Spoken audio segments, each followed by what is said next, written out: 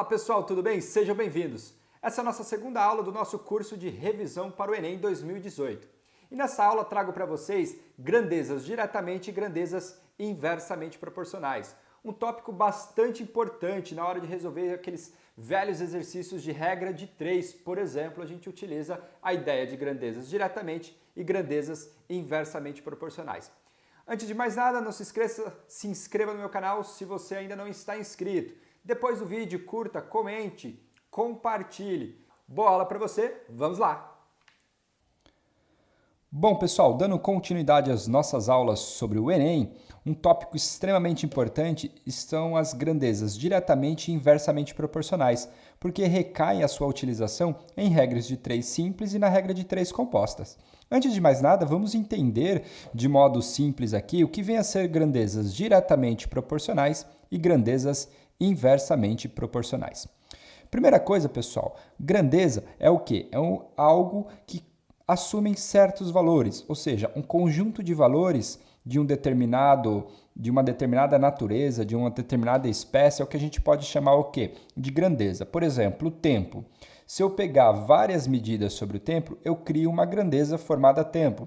Ou, por exemplo, se eu quero fazer quantidade de bolos, se eu quero fazer bolo, e aí eu utilizo quantidade de ovos, por exemplo, 4, 8, 12, 16, então eu estou trabalhando com a grandeza quantidade de ovos. Então, tudo aquilo que eu quero enumerar em relação a algum objeto, em relação a alguma espécie, ou em relação ao que você conseguir mensurar, a gente chama isso de grandeza. Tudo bem? Então, estamos entendido que vem a ser uma grandeza? Beleza. Aí, grandezas diretamente proporcionais, o que a gente tem? Por exemplo, digamos que a grandeza A tem os valores A1, A2, A3, A4, A5 e assim sucessivamente. E a grandeza B tem os valores B1, B2, B3, B4 e assim também sucessivamente. Digamos ainda que essas duas grandezas tenham a mesma quantidade de valores, seja ela uma quantidade finita ou não. Eu digo que a grandeza A é diretamente proporcional à grandeza B se acontecer o seguinte, ó, A1 está para B1, assim como o A2 está para B2, o A3 está para o B3 e assim até chegar no AN está para o BN e isso pode continuar, ok? Então o que é a ideia? A ideia é você comparar elemento por elemento, só que em termos do quê? De divisão. A1 dividido por B1 tem que dar o mesmo resultado que A2 dividido por B2, o mesmo resultado que o A3 dividido por B3, que o A4 dividido por B4 e assim sucessivamente. O que é importante sobre as grandezas diretamente proporcionais ou até as inversamente que a gente vai ver é a seguinte: toda grandeza, toda razão é igual a uma constante, que a gente chama essa constante de proporcionalidade. O que vem a ser essa constante? Olha só, pessoal. Por exemplo, se você diz que 4 está para 2, assim como 8 está para 4, observe que 4 dividido por 2 dá 2 e 8 dividido por 4 também dá 2.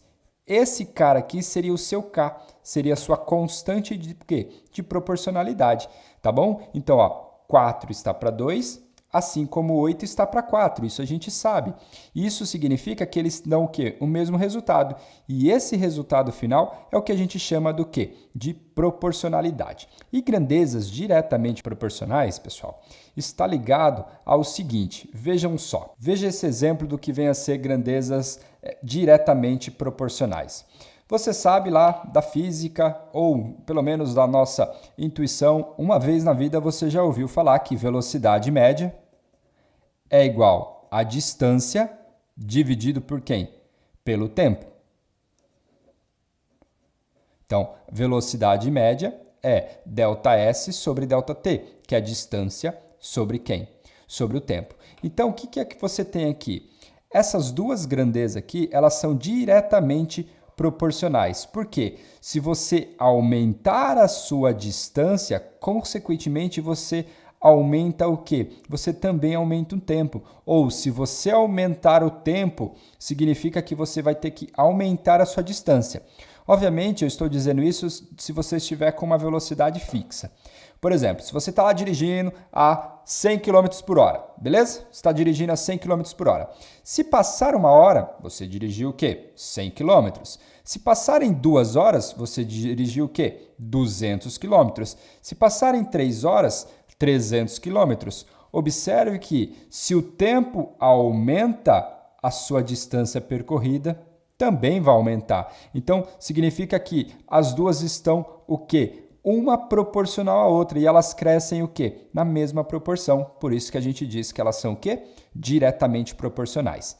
Beleza, pessoal? Então vamos ver agora o que vem a ser grandezas inversamente proporcionais. Como a gente já sabe o que são grandezas, eu vou dizer que duas grandezas são inversamente proporcionais quando a multiplicação for igual. Observe que nas diretamente proporcionais eu tinha o quê? Eu tinha a divisão.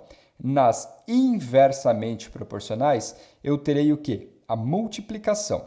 Ou seja, a grandeza A será inversamente proporcional à grandeza B se acontecer o seguinte: A1 vezes B1 for igual a 2 vezes B2, for igual a 3 vezes B3, o A4 vezes o B4, até o AN vezes o BN e assim o quê? Sucessivamente. E ainda mais, pessoal, toda vez que isso acontecer, o que a gente tem? Eu tenho uma constante, e essa constante eu já disse para vocês que ela é chamada de constante do quê? De proporcionalidade. Beleza, pessoal? Então é isso que a gente tem, é isso que a gente fala sobre o quê? Grandezas inversamente proporcionais. Um exemplo aqui para vocês perceberem também é o seguinte. Bom, um exemplo aí para a gente entender o que vem ser grandezas inversamente proporcionais, eu vou cair novamente sobre o nosso conceito de velocidade média. Então, a gente sabe que velocidade média é igual ao quê? A ΔS sobre o ΔT, perfeito? Bom, pessoal, se você perceber, o ΔS é o quê? É a minha velocidade vezes quem? Vezes o meu tempo. Então, o que isso significa? Digamos que você vá a um certo lugar. Então, por exemplo, de São Paulo até o Rio de Janeiro, a distância é fixa, não vai mudar, ok? Então, se você pegar lá a distância no mapa do São Paulo até o Rio de Janeiro, por exemplo, pessoal, a distância de São Paulo a Rio de Janeiro. A distância de São Paulo a Rio de Janeiro, se você pesquisar no Google, ele vai te dizer que é 434 quilômetros. Então, o que isso significa? Observe que essa distância, como ela é fixa, se você aumentar a sua velocidade, o que acontece com o tempo? Você diminui. Por isso que nós dizemos que são grandezas inversamente proporcionais. E observe que a minha distância está fixa. Essa distância seria o meu K. O meu K não se altera. E o que eu estou tendo aqui? Eu estou tendo uma o quê? Multiplicação.